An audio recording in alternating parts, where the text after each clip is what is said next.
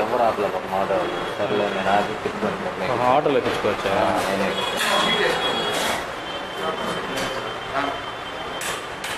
ఎక్కడ జరిగింది? ఏం పేరు పెద్ద పేరు? బ్రహ్మయ్య. బ్రహ్మయ్య. ఎవరు? ఎక్కడి నుంచి వస్తున్నావు? పాము నుంచి వస్తున్నావా? పాము నుంచి ఎక్కడికి వస్తున్నావు? నెల్లూరు పోతున్నా. ఆటోలా? బైక్ మీద వెళ్తున్నా. అది ఇప్పుడుగా ఇంతకుముందు కాదు.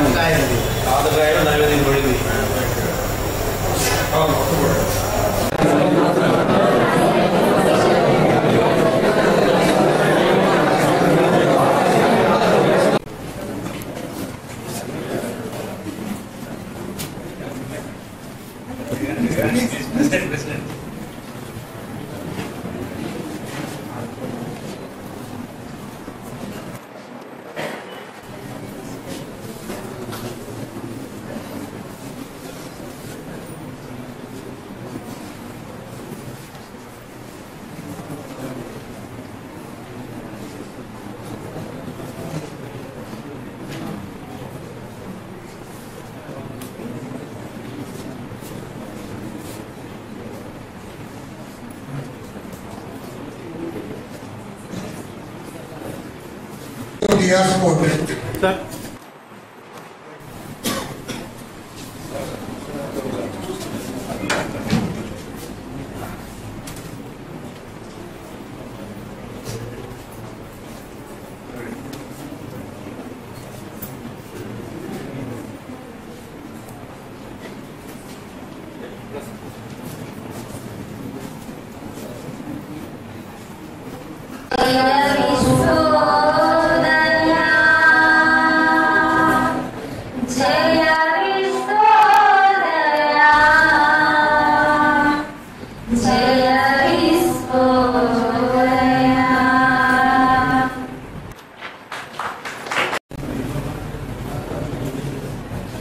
ముందుగా నా ఈ ఎదుగుదలకు కారకులైన ఒక మహామనీషి, ఒక మహానుభావుడి ఈనాటి ఈ సమావేశానికి హాజరైన పెద్దలు దేవరం బలరామరెడ్డి రవిరెడ్డి గారు, దాదాపు 40 సంవత్సరాలు నాకు తెలిసి ఈ ఆక్వా ఫీల్డ్లో అనేక కష్ట నష్టాలు వచ్చి ఒడిదుడుకులను ఎదుర్కొని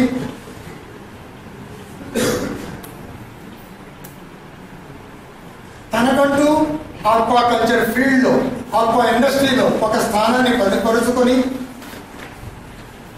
దక్షిణ భారతదేశంలో చెప్పుకోదగ్గ ఆక్వా పారిశ్రామికవేత్తలలో ఒకరైన దేవరం బలరామరెడ్డి రవిరెడ్డి గారు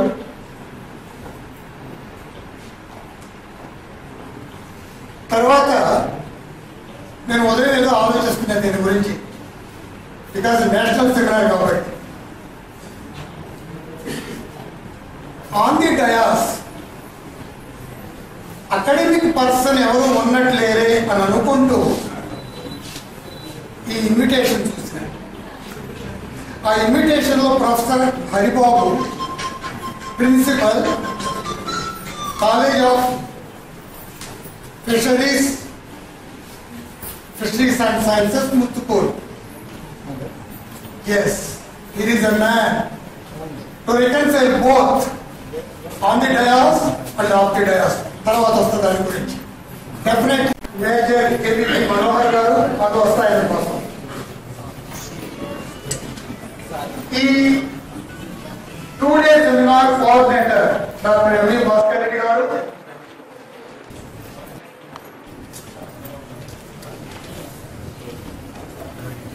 సభికల్లో రాధాకృష్ణమూర్తి గారు,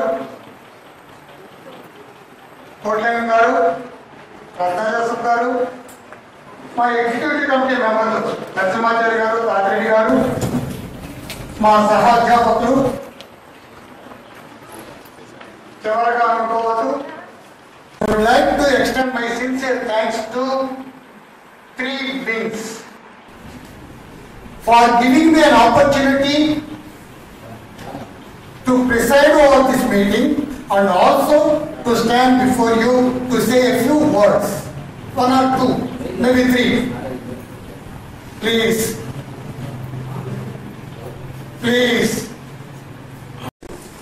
I consider it a great privilege and extreme honor to act as the organizing secretary for this national seminar being organized by the great institution Johar Bharati and sponsored by the University Grants Commission, New Delhi and AP State Council of Higher Education.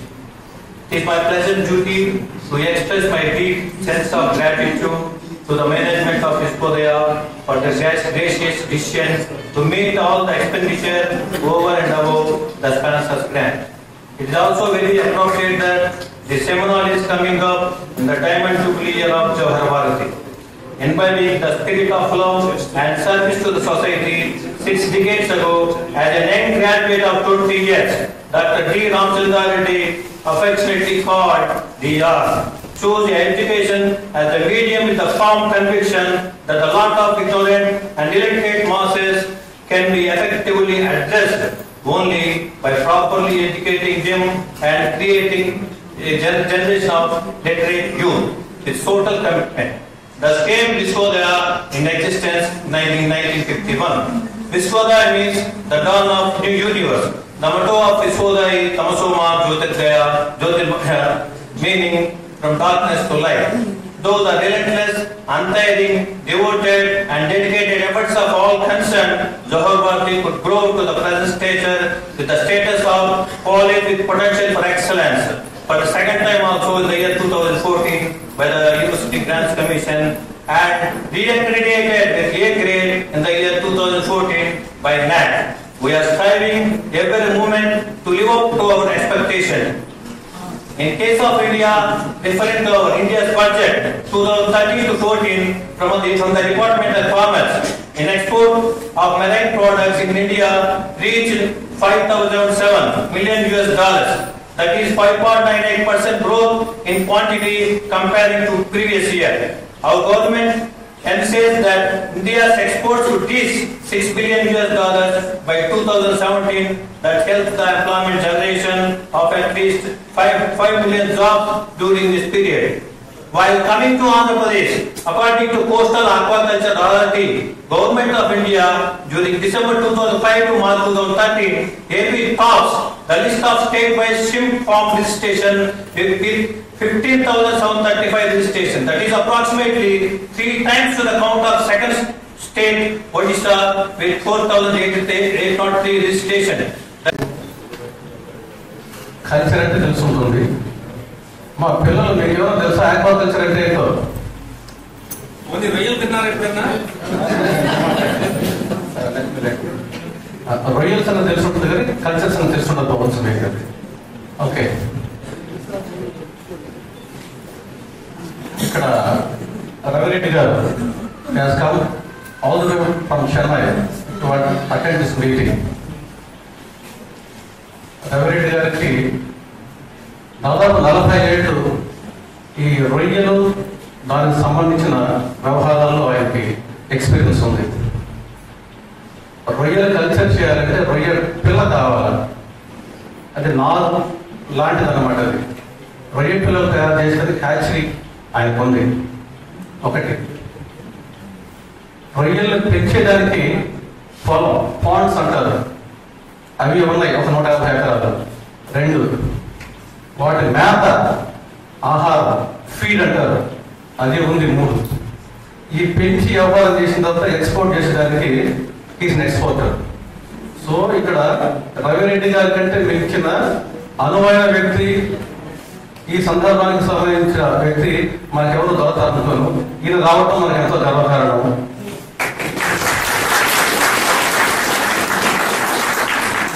He came especially to interact with the farmers. Students సంబంధించి కాకపోవచ్చు, his main interest is to interact with the farmers and let you know about the perils of using chemicals and antibiotics. Aquaculture. You know what is aqua?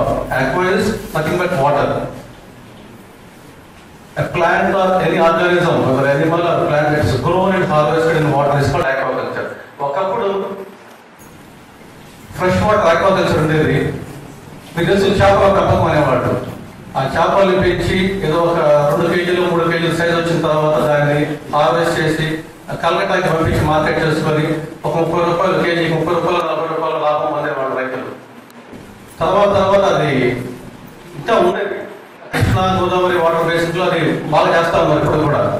తర్వాత late 80s లో అంటే 89, 90 ఆ ప్రాంతంలో రొయ్యలు అనే దాన్ని ఇంట్రడ్యూస్ చేసి మెయిన్ గా మార్కెట్ జపాన్ ఉండేది. టైగర్ ప్రాన్ అంటారు, పీరియస్ మోనోడా టైగర్ ప్రాన్ అంటారు అనమాట. జపాన్ కి చాలా ఇష్టం వాడతారు. దాన్ని పెంచి వ్యవహారం చేసి ఎక్స్పోర్ట్ చేసి ఆయనకి జపాన్ తో కూడా చాలా సంబంధాలు ఉన్నాయి. సంవత్సరానికి 3 సార్లు జపాన్ పోయిస్తుంటారు ఆల్రెడీ గారు.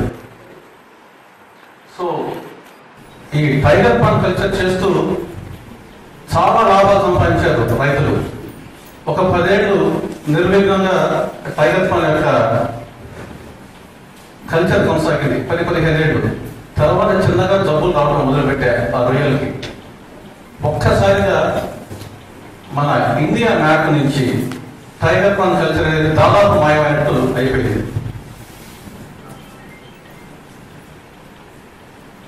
సంపాదించారు, వ్యవహారం చేశారు, ఉన్నటువంటి పడిపోయేటప్పటికి అగమ గోచరం అయిపోయిన పరిస్థితి అనేది. ఆ సమయంలో మన మస్తాన్ రావు గారు, మన ఎమ్మెల్యే, పాత ఎమ్మెల్యే మస్తాన్ రావు గారు, ఇంకొకరు ఈ వెనమై అనే స్పీసీస్ ఇంకో రకం వేని ఇంట్రొడ్యూస్ చేసుకొని ఈరోజు ఎంత బాగుందంటే ఇది మీకు అందరూ తెలుసు. క్రిస్టియానిటీ ఇస్ రిలీజియన్, అవునా?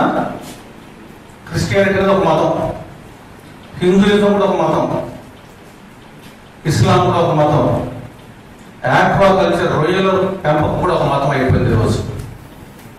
Every second person in Andhra Pradesh లో ప్రతి 2వ వ్యక్తికి ఆక్వాకల్చర్ తో సంబంధం ఉంది, ఎస్పెషల్లీ కోస్టల్ బెల్ట్. ఎవరెడీ గారు చెప్తున్నారు, దేశం మొత్తం మీద 30,000 కోట్ల రూపాయలు మనం విదేశీ మాదకద్రవ్యం మనం సంపాదిస్తుంటే ఒక్క ఆంధ్రప్రదేశ్ మాత్రమే 11,000 కోట్లు కంట్రిబ్యూట్ చేస్తుంది, దాదాపు 40%. ఇలాంటి బంగారు బాతుని ఈరోజు మనం ఏం చేస్తున్నామంటే రోజు ఒక గుడ్డు పెట్టి చూసి తీసుకొని ఆనందపడి సంతోషపడాలా? కాదు, బంగారు బాతును చంపే పరిస్థితి వచ్చింది. ఎలా వచ్చింది అంటే ఆశ. These are the 4 reasons or identified by many studies. So this seminar should focus on these issues and they should do valuable session to the farmers. Why all these UPC seminars are conducted? We have to discuss, we have to interact with each other, and we have to come to conclusions. And these conclusions should be submitted to the UGC and UGC to central government, and then they have to take action. So for all these things, we need research. Research should be encouraged. How to use these chemicals, antibiotics, and what is the appropriate dose that should be used, and what is the application method, and how to use chemicals in a systematic manner. Then only this sector will flourish, and which ultimately leads to the development of the country. And with this brief message, I conclude myself. Thank you.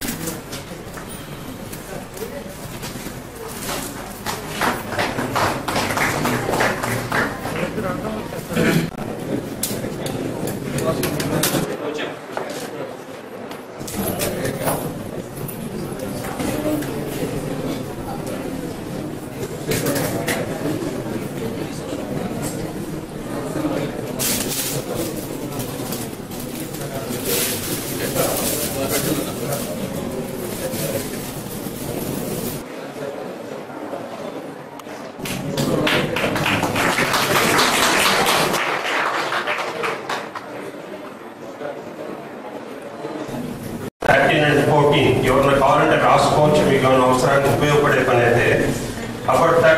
about 30,000 crores is in Indian rupees. So దీంట్లో ships alone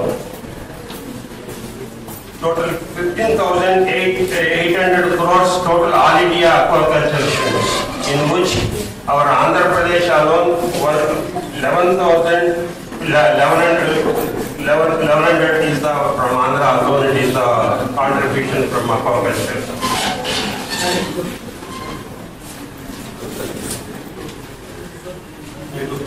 Quantity wise, it is from Andhra total 251,000 tons. From India total exports are 366,400 tons.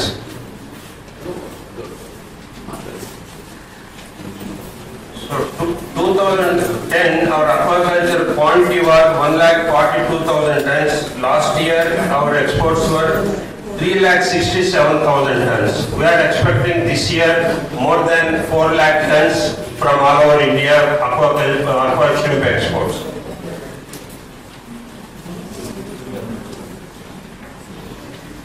Okay, just we'll show the presentation, then I will attend Ministry of Agriculture from our Seafood Exporters Association. Same thing I brought here, which will be more useful for you.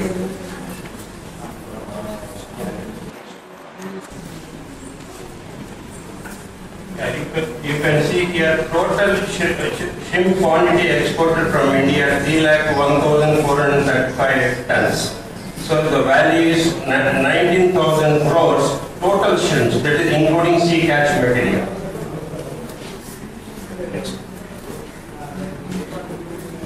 So if you go for, you can see that total aquaculture shrimps from all over India about 16,000 crores. But from Andhra it is around 11,000 crores. That is our Andhra Pradesh, that is how much we are contributing to total exports from India.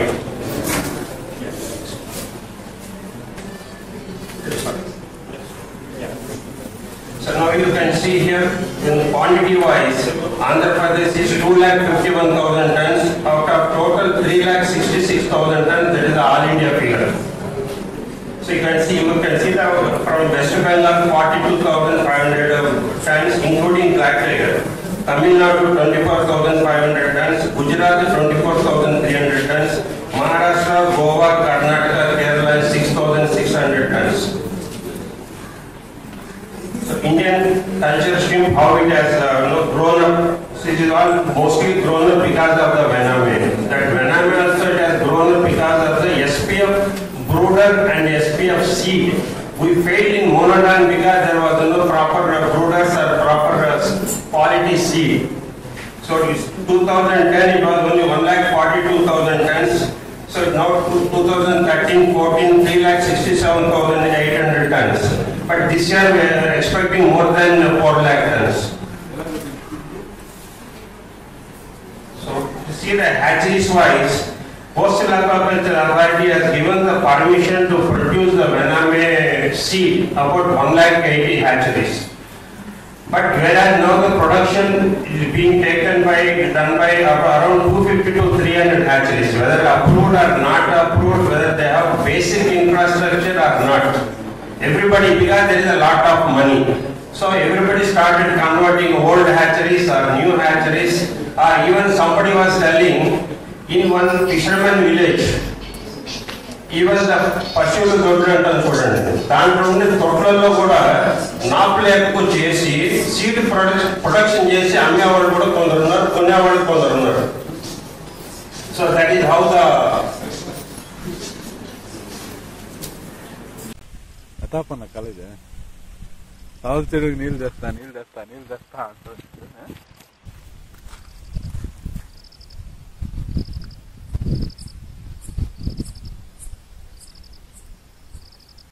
Statement ఇచ్చాడా 60 క్యూసెక్కులు నీళ్లు కావాలని. ఎవరో phone చేసి అడిగాడంట, అసలు ఎంత మారాలి దాంట్లో 60 cusec. వాళ్ళు ఏంటంటే మనం రాసే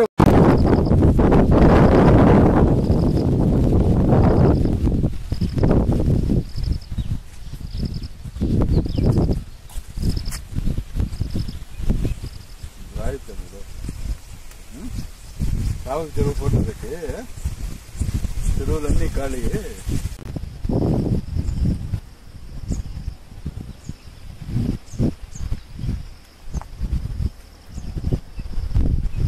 వస్తుంది ఏసీని.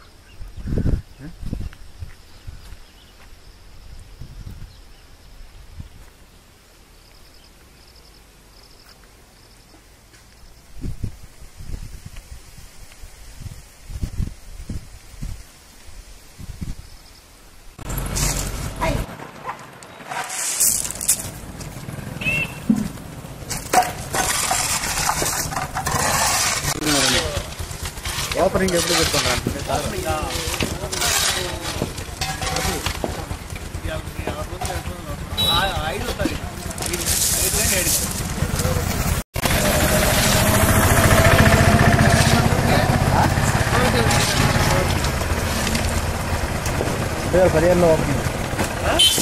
పదిహేనులో ఓపెనింగ్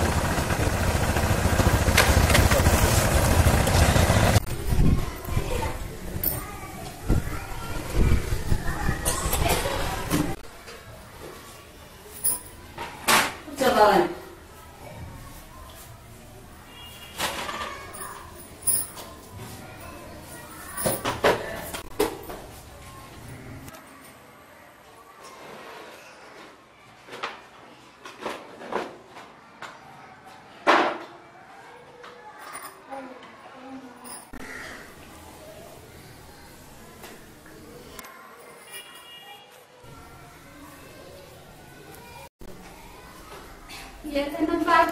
నెక్స్ట్ డే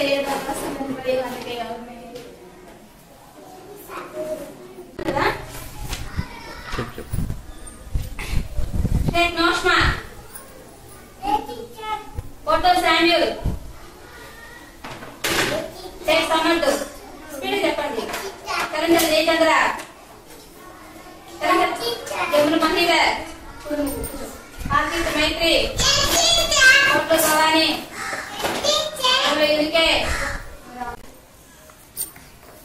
పక్షులు స్పెషల్స్, జంతువుల స్పెషల్స్, బాడీ మొత్తం ఇంగ్లీష్ లో వాళ్ళకి మాత్రం కాదు. పక్క కూర్చునే 30 ఒక్క డ్యామేజ్ అయింది.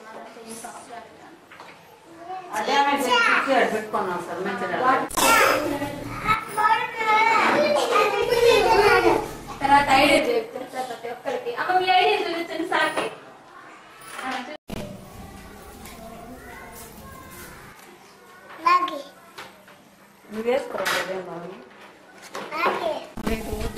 యూనిఫామ్ ఏం కాదమ్మా, నిన్ను ఇబ్బంది పెట్టేది ఏం కదా, ఇబ్బంది పెట్టేది ముందే చెప్తాం. దానికి ఎందుకు ఇప్పుడు స్ట్రెంత్ ఉంది? పిల్లలు 20 మంది సార్, నాకు 3 to 6 20 మంది అటెండ్ అవుతారు. గర్భవతులు 10 మందికి ఇస్తున్నాను, బాలింతలు 8 మంది, 6 to 3 43 మెంబర్స్కి ఇస్తున్నాను సార్. ఇక్కడ సెంటర్ ఎలా ఉంటుందమ్మా? సెంటర్లో మీకు ఇబ్బందులు ఏమైనా ఉన్నాయా? లేదు సార్, బాగున్నాయి. మాకు మేడం వాళ్ళు బాగా అన్నీ ఇస్తున్నారు, కరెక్ట్గా అందుతున్నాయి కాబట్టి మేము కరెక్ట్గా చేయగలం. బిల్డింగ్ మీకు సమస్య ఉండదు కదా సార్? స్థలం ఇచ్చున్నారు, శాంక్షన్ చేయలేదు. స్థలం ఇచ్చున్నారు, బిల్డింగ్ శాంక్షన్ చేయలేదు. అవును సార్.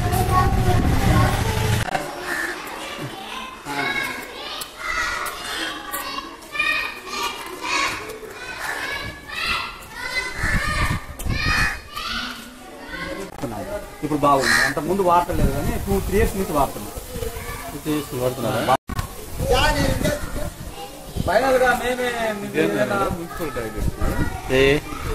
స్కూల్కి సంబంధించి 6 దాకా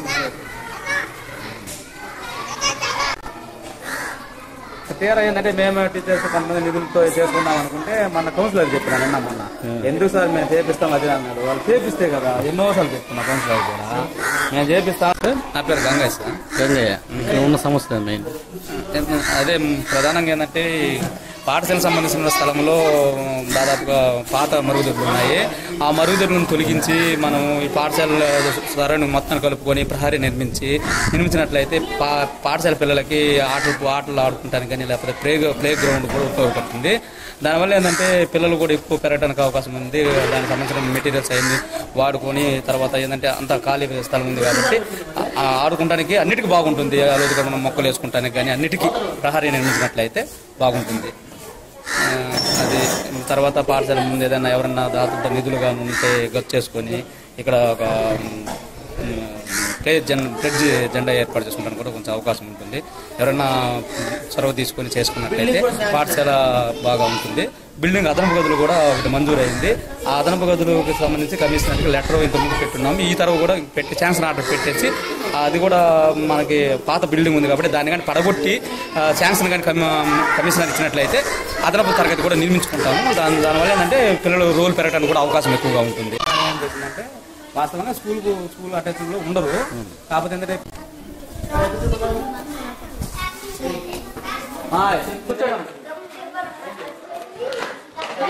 పడగొట్టేస్తే అదనపు తరగతి ఈ రోజు లెటర్ ఇస్తారు కమిషనర్, ఈ రోజు కానీ రేపు కానీ వెళ్ళేసి లెటర్